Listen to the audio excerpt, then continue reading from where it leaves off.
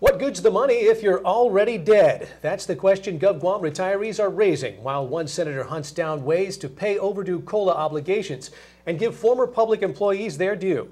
As you'll see in this next report, as long as they're living, this group of Manumco won't give up without a fight.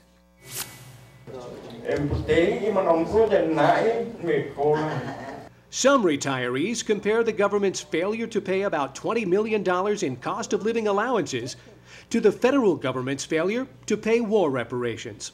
A total lack of respect for Guam's rapidly dying community of elders. I don't care what the Japanese do to you and your family, but I'm the boss. I forgive Japan. I don't have to ask you, Uncle John, whether you like it or not.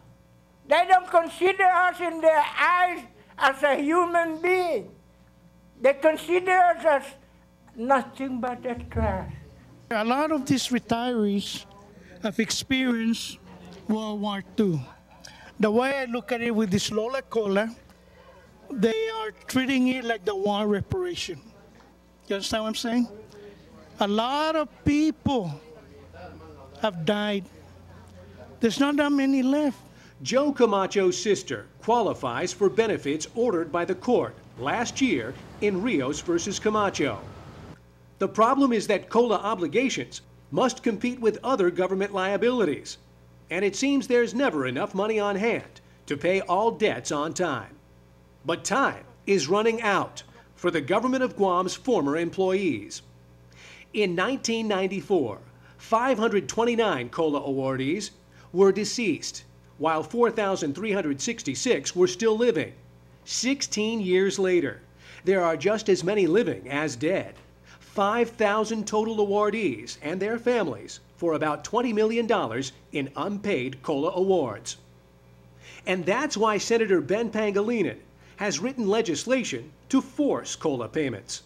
Step 1, use $3 million in unclaimed and unprocessed COLA awards to pay those who officially qualify.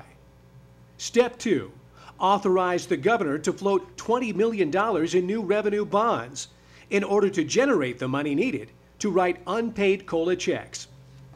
But the retirement fund is cautious about GovGuam absorbing $20 more million in debt, stating, because the retirement fund's biggest asset, more than half the fund's asset value, is the stream of future contributions from GovGuam, further investments pegged to the same funding source would adversely impact the overall risk profile of the retirement fund by increasing its concentration and exposure to the government of Guam and could significantly impact its liquidity needs. But until decisive action is taken to pay GovGuam's retirees their COLA money, even more will die without direct compensation. But as far as getting the funds and the money sent to the people that need it, people are tired of the certificate, okay, the COLA certificate. What are they going to do if they die tomorrow? Are they going to put that certificate in their coffin? Is that right? No, it's wrong.